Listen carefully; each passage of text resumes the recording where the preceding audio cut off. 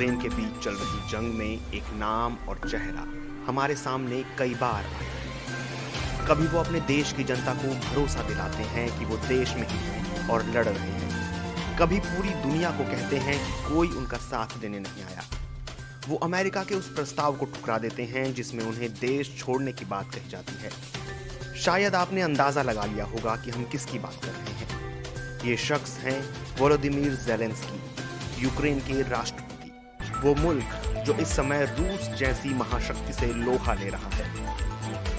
Volodymyr Zelensky जब साल 2019 में पहली बार यूक्रेन के राष्ट्रपति के तौर पर टीवी स्क्रीन पर दिखे, तब वो एक चर्चित कॉमेडी सीरीज में किरदार निभा रहे थे। अब वो 4.5 करोड़ की आबादी वाले यूक्रेन के नेता हैं और रूस के आक्रमण का सामना कर रहे हैं। Servant of the people series में उन्होंने इतिहास के एक शिक्षक की भूमिका निभाई थी जो किस्मत से देश का राष्ट्रपति बन जाता है। कई लोग कहते हैं कि ज़ेलेंस्की ने इस भूमिका में अपनी ही कहानी रची थी। वोलोदिमीर ज़ेलेंस्की शांति और साफ राजनीति के वादे के साथ राजनीति में आए और उन्होंने अपनी पार्टी का नाम रखा सर्वेंट ऑफ द पीपल्स। उन्होंने राष्ट्रपति बनने के लिए पारंपरिक रास्ता नहीं अपनाया। यूक्रेन में यहूदी परिवार में पैदा हुए वोलोदिमीर ज़ेलेंस्की ने कीव नेशनल इकोनॉमिक यूनिवर्सिटी से कानून की डिग्री हासिल की, लेकिन उन्हें कामयाबी मिली कॉमेडी के क्षेत्र में। युवा अवस्था के दौरान वो रूसी टीवी पर कॉमेडी शो में नियमित तौर पर शामिल हुए।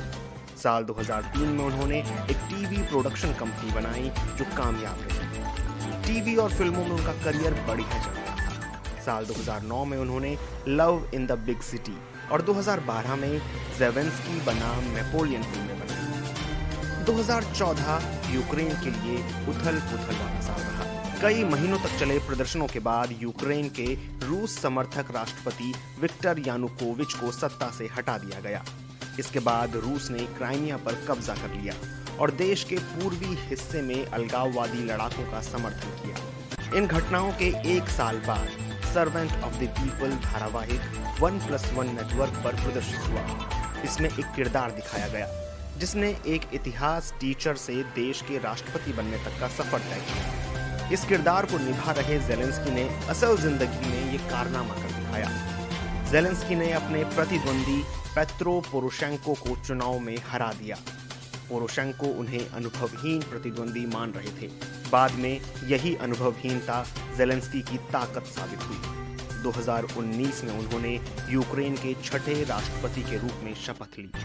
राष्ट्रपति बनने के बाद ज़ेलेंस्की ने यूक्रेन के पूर्वी हिस्सों में जारी गृह युद्ध को समाप्त करने का वादा पूरा करने की कोशिश की। उन्होंने समझौते करने के प्रयास किए। उन्होंने रूस से वार्ता की और कैदियों की अदला बदली की। उन्होंने शांति समझौते की प्रक्रिया को लागू करने के लिए कोशिशें की। इसे मिन्स्क समझौता भी कहा जाता है।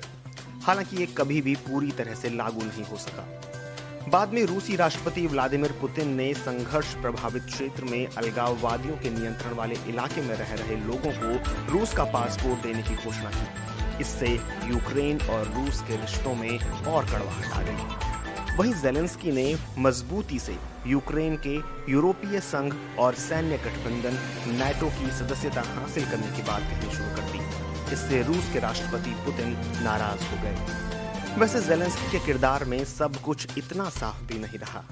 उन्होंने वादा किया था कि वो राजनीति से अरबपतियों के दबाव और प्रभाव को अलग कर देंगे, लेकिन इहोर कोलोमोइस्की के साथ उनके संबंधों की आलोचना हुई। इहोर एक मीडिया टाइकून है जिन्होंने ज़ेलेंस्की के चुनावी अभियान का समर्थन किया था।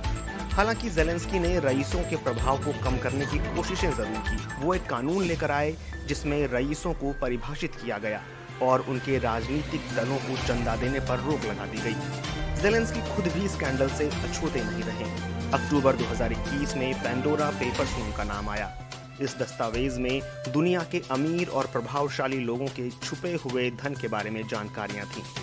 पेंडोरा पेपर्स से पता चला कि ज़ेलेंस्की और उनके इर्द गिर्द रहने वाले लोग विदेशों में फैली कंपनियों के नेटवर्क से जुड़े हैं और फायदा उठा रहे हैं। हालांकि ज़ेलेंस्की ने सभी आरोपों को खारिज करते हुए कहा कि ना ही वो खुद और ना उनकी कंपनी से जुड़ा कोई व्यक्ति पैसे के हेर फेर में शामिल है।